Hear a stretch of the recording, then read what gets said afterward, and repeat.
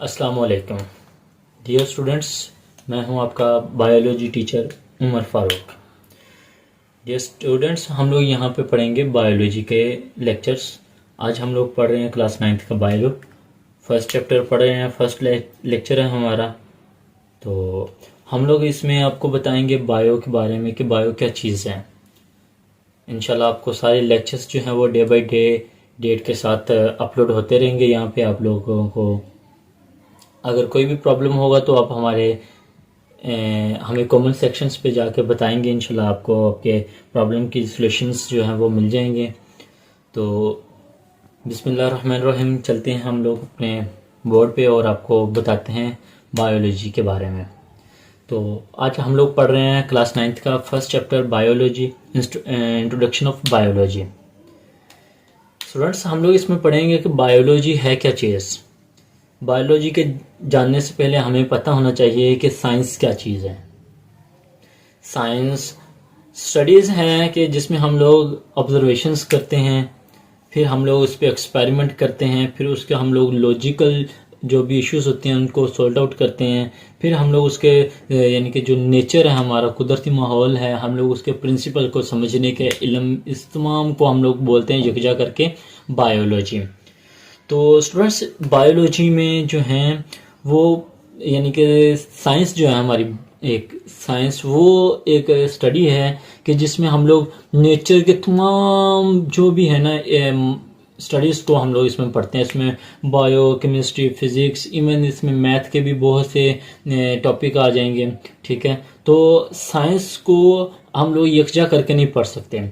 तो इसलिए हम लोगों ने क्या किया, साइंसदानों ने मिलकर इसका एक हल निकाला कि हम लोग इसको क्लासीफाई कर दें। इसकी साइंस की क्लासिफिकेशंस कर दी। इसकी क्लासिफिकेशन किन हिस्सों में कर दी? 3 हिस्सों में कर दी स्टूडेंट्स।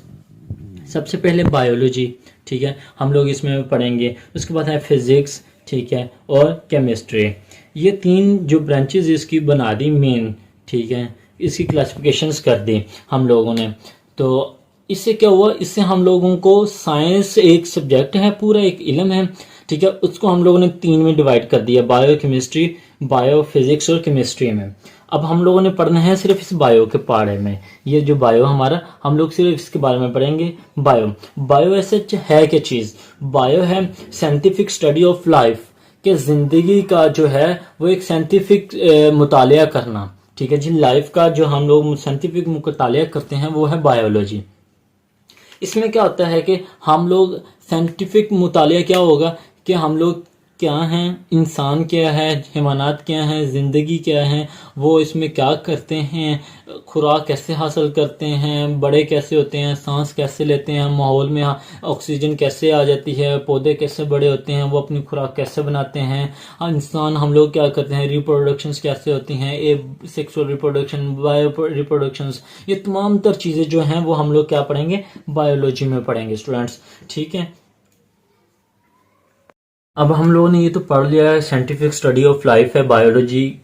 लेकिन हम लोगों को ये पता हो कि बायोलॉजी जो है, ये वर्ड जो बायोलॉजी है हमारा, ये किन अल्फाज से मिलकर बना हुआ है। The word biology has been divided by 2 Greek words. ठीक है जी, कौन से हैं वो वर्ड्स? कौन से हैं? बायोस और लोगोस। ठीक है, बायोस का मतलब क्या है? लाइफ। ठीक है, और लोगोस का मतलब क्या है? थॉट और रीजनिंग, यानी कि सोचना। इसका पूरा का मतलब क्या हो गया कि जिंदगी के बारे में साइंटिफिक तरीके से सोचना बायोलॉजी कहलाता है। ठीक है स्टूडेंट्स, हम लोग दोबारा पढ़ते हैं जी। Scientific study of biology, scientific study of science is called biology. ठीक है जी, बायोलॉजी जो है ये किन 2 अल्फाज से मिलकर बना है? ये किन 2 वर्ड्स का मजमुआ है? ये मजमुआ है 2 ग्रीक वर्ड्स का। वो कौन कौन से हैं? बायोस और लोगोस। बायोस का मतलब क्या है? जिंदगी, और लोगोस का मतलब है ठाट और रीजनिंग, यानी कि सोचना या वजह तलाश करना। ठीक है, अब हमारे पास देखो, अब हम लोगों ने जिंदगी, पूरी जिंदगी, इसमें अब हमारे पास जिंदगी अकेली इंसानों की नहीं है। ठीक है, उसमें प्लांट्स भी आते हैं, माइक्रो ऑर्गेनिजम्स भी आ गए। ठीक है, उसके अंदर बैक्टीरिया और बहुत से इंसेक्ट्स वगैरह भी आ गए। तमाम जानदार जो होंगे ना, उनके बारे में हम लोग स्टडीज, उनकी जिंदगी के बारे में स्टडीज को बायोलॉजी बोलेंगे। ठीक है। अब हम लोगों ने क्या किया, अब हम लोग फिर ये देखते हैं कि हम लोग अब अकेली बायो में रहकर उनकी नहीं कर सकते, पढ़ नहीं सकते उनको, तो हम लोगों ने क्या किया, हम लोगों ने फिर उनको मुख्तलिफ डिविजन्स में फिर उसकी क्लासिफिकेशंस कर दी। ठीक है, सबसे पहले कौन सी डिवीजन आ गई, वो आ गई जी जोलॉजी। ठीक है, दूसरे नंबर पे आ गई बॉटनी, तीसरे नंबर पे आ गई माइक्रोबायोलॉजी। ठीक है जी, इन 3 हिस्सों में हम लोगों ने क्या किया, बायो को डिवाइड कर दिया। नंबर 1 पे क्या है जी, zoology, study of animals, studies of animal is called zoology. ठीक है, अब हम लोगों ने क्या करना है, हम लोगों ने जोलॉजी में क्या करना है, जानवर जो भी होंगे, ठीक है जी, जानवरों के रिलेटेड जितना भी इल्म होगा हम लोग वो जोलॉजी में पढ़ेंगे। वो बेशक इंसान हैं या एनिमल्स हैं, जानवर हैं, ठीक है जी, उनके बारे में हम लोग इसमें स्टडीज करेंगे। ठीक है, उसके बाद दूसरे नंबर पे हमारे पास कौन सी चीज आ जाती है, वो है बॉटनी। ठीक है जी, स्टडी ऑफ प्लांट्स, प्लांट्स के बारे में हम लोग क्या करेंगे, जितना भी इल्म हासिल करेंगे, जितनी भी हमारे पास इंफॉर्मेशन होगी हम लोग उसके बारे में स्टडीज करेंगे, वो हम लोग किसमें करेंगे, बॉटनी में रहकर करेंगे।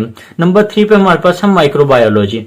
ठीक है जी, microbiology, study of micro organisms, ठीक है, सच एज बैक्टीरिया वगैरह, बैक्टीरिया वगैरह का जितना भी इल्म होगा, यानी कि ऐसे माइक्रो ऑर्गेनिजम्स, ऐसे ऑर्गेनिजम्स होते हैं स्टूडेंट्स जो कि हमें आंख से, इंसानी आंख से नजर नहीं आती, उसको देखने के लिए हमें माइक्रोस्कोप का इस्तेमाल करना पड़ता है। ठीक है, उसको हम लोग माइक्रो ऑर्गेनिजम्स बोलते हैं। ठीक है, हम लोग जितना भी इसके बारे में इल्म हासिल करेंगे वो क्या होगा, माइक्रो बायोलॉजी में हम लोग पढ़ेंगे। दोबारा हम लोग देख लेते हैं जी इसको, जितना हम लोगों ने पढ़ा है, हम लोगों ने पढ़ा है जी बायोलॉजी की तारीफ पढ़ी है, साइंटिफिक स्टडी ऑफ लाइफ। ठीक है, उसके बाद हम लोगों ने पढ़ा है जी बायोलॉजी 2 ग्रीक वर्ड से मिलकर बना है, बायोस और लोगोस, इसका मतलब है जिंदगी की वजह तलाश करना या रीजनिंग। ठीक है, उसके बाद हम लोगों ने डिविजन्स पढ़ी हैं। ठीक है, डिविजन्स में हम लोगों ने क्या पढ़ा है जी, जोलॉजी पढ़ा है, बॉटनी पढ़ा है और माइक्रोबायोलॉजी पढ़ा है। जोलॉजी में हम लोगों ने क्या पढ़ा है, स्टडीज ऑफ एनिमल्स। ठीक है जी, जानवरों के बारे में हम लोग जितना भी इल्म करेंगे वो किस में होगा, वो जोलॉजी में होगा। ठीक है, उसके बाद बॉटनी में हम लोग क्या करेंगे, तमाम प्लांट्स का जो इल्म है वो हम लोग इसमें पढ़ेंगे। ठीक है, नंबर 3 पे हमारे पास क्या है, हमारे पास आ जाती हैं study of micro organisms. Micro organism के बारे में जितना भी इल्म होगा वो हम लोग माइक्रो बायोलॉजी में पढ़ेंगे। अच्छा, अब हमारे पास है ब्रांचेस ऑफ बायोलॉजी। ठीक है जी, हम लोगों ने 3 डिविजन्स बायोलॉजी के पढ़ ली हैं। अब हमारे पास ब्रांचेस हैं कि हम लोग ब्रांचेस यानी कि बायोलॉजी के वो जो हम लोगों ने 3 डिविजन्स पढ़ी हैं, उसके बाद बायोलॉजी की 3 ब्रांचेस हैं। ठीक है जी, हम लोग क्या कर रहे हैं, सबसे पहले क्या है, मॉर्फोलॉजी। ठीक है जी, मॉर्फोलॉजी क्या चीज़ है जी, structure of form and study of structure form and structure and of living organisms, यानी कि जो जानदार हैं, जिंदा जानदार हैं, उनका हम लोग स्ट्रक्चर और उनके बनावट, क्या वो किस तरह बना हुआ है, उनमें क्या क्या चीज़ें हैं, वो उनकी चीज़ों की तरतीब क्या है, ये तमाम तर चीज़ें हम लोग क्या कहाँ पढ़ेंगे, मॉर्फोलॉजी में पढ़ेंगे। उसके बाद क्या है, एनाटमी। ठीक है जी, एनाटमी, ठीक है जी, स्टडी ऑफ इंटरनल स्ट्रक्चर, यानी कि तमाम जानदार जो भी होंगे, ठीक है जी, उनकी जिस्म के अंदरूनी हिस्से के स्ट्रक्चर के बारे में हम लोग जो पढ़ेंगे ना, वो क्या है, वो एनाटॉमी में हम लोग पढ़ेंगे। ठीक है जी, नंबर 3 पे हमारे पास है हिस्टोलॉजी। ठीक है जी, हिस्टोलॉजी में क्या है, माइक्रोस्कोपिक स्टडी ऑफ टिश्यूज, यानी कि टिश्यू का माइक्रोस्कोप की मदद से जितना भी मुतालिया होगा वो हम लोग कहाँ पढ़ेंगे, हिस्टोलॉजी में पढ़ेंगे, माइक्रोस्कोपिक स्टडी ऑफ टिश्यूज। ठीक है, नंबर 4 पे हमारे पास है सेल बायोलॉजी। अच्छा, सेल बायोलॉजी में क्या है, सेल बायोलॉजी हमारी जिंदगी में यानी कि ह्यूमन लाइफ में भी इसका बहुत अहम रोल है। ठीक है जी, हम लोग क्या करते हैं जी, जो तमाम सेल्स हैं उनका स्ट्रक्चर, उनका फंक्शन, ठीक है जी, और उनके जो ऑर्गेनिजम्स हैं वो किस तरह एक दूसरे से मिले हुए हैं, ठीक है जी, इनका मुतालिया हम लोग पढ़ते हैं। और इसमें सबसे जो एक मज़े की चीज़, जो हम लोग मज़े से मुराद मीन के जो इंसान के लिए एक ये कह लें कि एक इंसान से दूसरे इंसान बनने का जो अमल होता है, जो वो भी हम लोग सेल डिविजन्स, यानी कि उसमें जानदार का भी आएगा, एनिमल्स का भी आएगा, प्लांट्स का भी आएगा और तमाम लिविंग ऑर्गेनिजम्स का आएगा, वो है सेल डिविजन्स, यानी कि सेल्स का 1 से 2 में तकसीम होने का अमल, वो भी हम लोग कहाँ पढ़ेंगे, सेल बायोलॉजी में पढ़ेंगे। ठीक हो गया बच्चा। अच्छा, अब हमारे पास 5वें नंबर पे है जो ब्रांचेस, उसका नाम है फिजियोलॉजी। ठीक है जी। स्ट्रक्चर फंक्शन ऑफ डिफरेंट, ठीक है जी, पार्ट्स ऑफ लिविंग ऑर्गेनिजम्स, यानी कि जानदारों के जिस्म में मुख्तलिफ जो अफ़ाल होते हैं, वो सरंजाम होते हैं। वो किस तरह सरंजाम होते हैं कि एक बॉडी पार्ट या एक लिविंग ऑर्गेनिज्म का कोई भी अगर एक फंक्शन है, वो फंक्शन किस तरह होता है। ठीक है जी। लिविंग ऑर्गेनिजम्स में हम लोग किस में स्टडी करते हैं, वो हम लोग फिजियोलॉजी में स्टडी करेंगे। नंबर 6 पे हमारे पास है जेनेटिक्स, ठीक है जी। Study of genes and their roles in inheritance, यानी कि विरासत में इनका किरदार, जीन्स का किरदार क्या होता है, वो हम लोग क्या कहते हैं, उसको जेनेटिक्स कहते हैं। अच्छा, इनहेरिटेंस का मतलब क्या है जी? ये inheritation means the transmission of characters from one generation to other. ठीक है जी। एक जनरेशन से, यानी कि एक कह लो कि एक फर्द से खसूसियत का ट्रांसफर होना दूसरे में। ठीक है जी। विरासत इसको बोलते हैं हम लोग असल में, विरासत का यानी कि तबादला। ठीक है जी। विरासत का तबादला एक से दूसरे में, उसको हम लोग बोलते हैं इनहेरिटेशन। नंबर 7 पे है जी एम्ब्रियोलॉजी। ठीक है जी। Study of development of an embryo to new individual. ठीक है जी। एक जानदार का एम्ब्रियो से एक नया जानदार बनने के अमल को हम लोग क्या बोलते हैं? एम्ब्रियोलॉजी बोलते हैं। ठीक है जी।